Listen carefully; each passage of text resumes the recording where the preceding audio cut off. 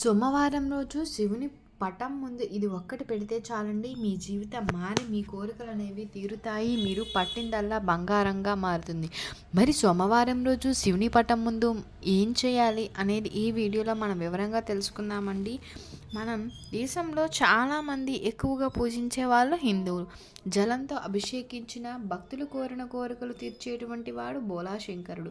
శివుడు భక్తుల పాలిట కొంగు బంగారంగా భావిస్తూ ఉంటారు. శివయ్యను నమ్మి కొలిచే భక్తులకు ఎలాంటి వ్యాధి, దుఃఖం, భయం అనేది ఉండదని చెప్పి నమ్ముతారు. ఈ కైలాసనాథుడు ప్రసన్నుడయ్యేటువంటి ఈజీగా ప్రసన్నుడవుతాడండి. మనకు ఉన్న దోషాలు అన్నీ తొలగిపోయి సకల ఐశ్వర్యాలను సిద్ధిస్తాడు. సోమవారం రోజు శివారాధనకు అర్పితం చేయబడినటువంటి రోజు. ఈరోజు ఏ విధంగా మనం శివుణ్ణి పూజించిన ఫలితం కలుగుతుంది? శివుడు ఎక్కడ ఉంటే అక్కడ ఐశ్వర్యం ఉంటుందన్న నమ్మకం. ఆ పరమేశ్వరుని పూజించే భక్తిని జీవితం ఎప్పుడూ దేనికి లోటు ఉండదు.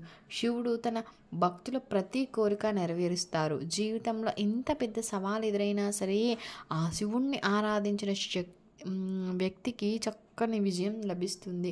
అన్నింటా విజయాన్ని ప్రసాదిస్తాడు ఆ శివుడు. శివుడు మంగళకారుడు. వ్యక్తి ఆధ్యాత్మిక సాధనాదృష్టాన్ని, ఆరోగ్యాన్ని ఇస్తుందండి. శివుణ్ణి పూజించే వ్యక్తికి ఏ విధమైన రోగము, దుఃఖము అయితే కలగదు.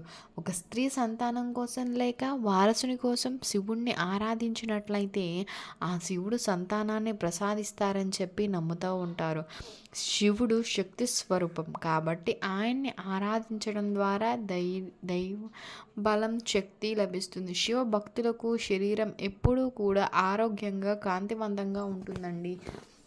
ఆ పరమశివుణ్ణి ఎవరైతే నిష్కల్మ హృదయంతో పూజిస్తారో అలాంటి వాళ్లకు ఆనందాన్ని, అదృష్టాన్ని ఇస్తాడు. పెళ్ళికాయన అమ్మాయి ప్రతి సోమవారం శివుణ్ణి ఆరాధించినట్లయితే ఆమె కోరిన జీవిత భాగస్వామిని పొందుతారన్న నమ్మకం. ఆ పరమేశ్వరుణ్ణి పూజించే వారికి ఎలాంటి శత్రు భయం ఉండదు. శివుణ్ణి ఆరాధించడం ద్వారా ఒక వ్యక్తి తన శత్రువులపై విజయాన్ని సాధించడంలో అతిశయోక్తి లేదు.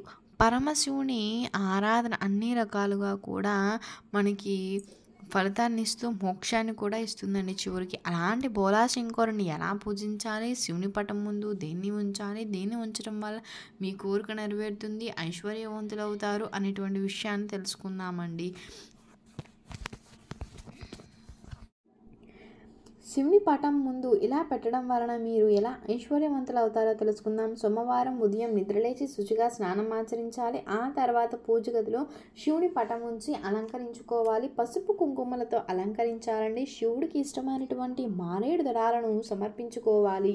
మీకు దగ్గరలో మారేడు చెట్టు ఉన్నట్లయితే మారేడు ఆకును కోసి ఇంటికి తెచ్చుకోవాలండి. మారేడు ఆకు కోసేటప్పుడు చెట్టుగా మనం నమస్కారం చేసుకొని ఆ తర్వాత ఆకులు కోయడం వలన ఏంటంటే మీరు చేసే పరిహారం సఫలం అవుతుంది.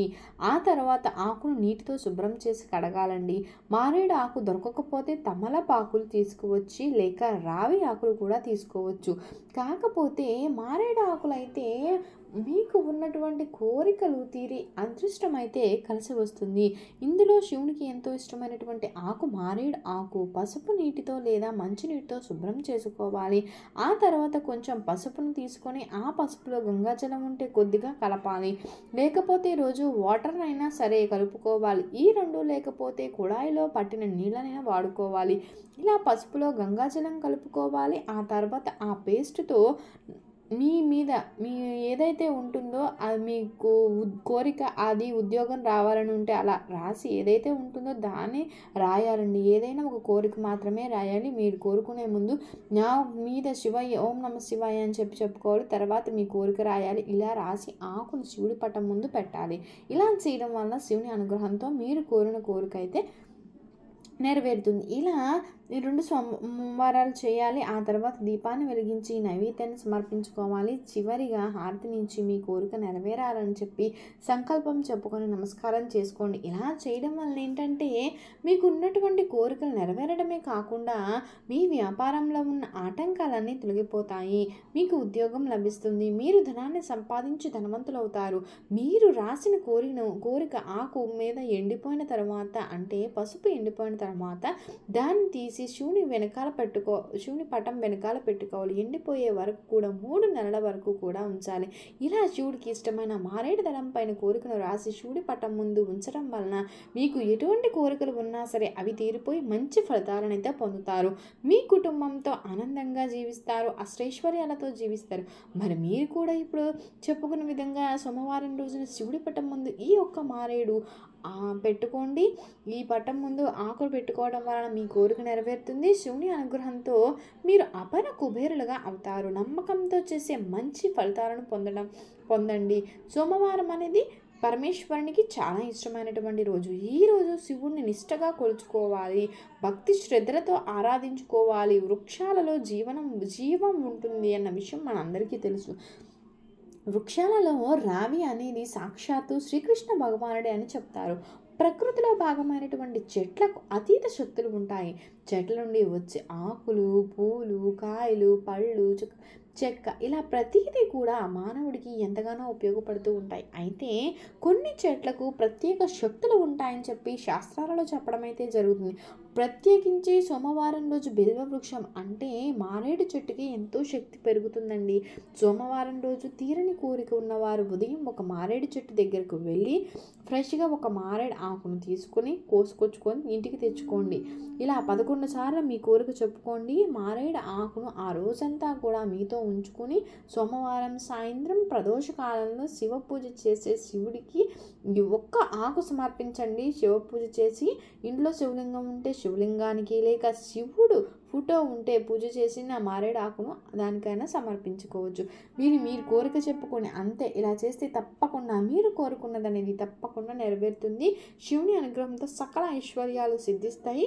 గుర్తుపెట్టుకోండి, ప్రదోష కాలంలో ఇప్పుడు మనం చెప్పుకున్న విధంగా చేయాలి. అదేవిధంగా ప్రదోష కాలంలో శివుడికి పెట్టే దీపం అనంతమైన ఐశ్వర్యాన్ని ఇస్తుంది, తరతరాలకు తరగని సిరి సంపదలను కూడా ఇస్తుందని చెప్పేసి మన పెద్దలు చెప్తూ ఉన్నారు. కాబట్టి సోమవారం రోజు ప్రదోష కాలంలో శివుడికి మారేడు దళాన్ని సమర్పించండి.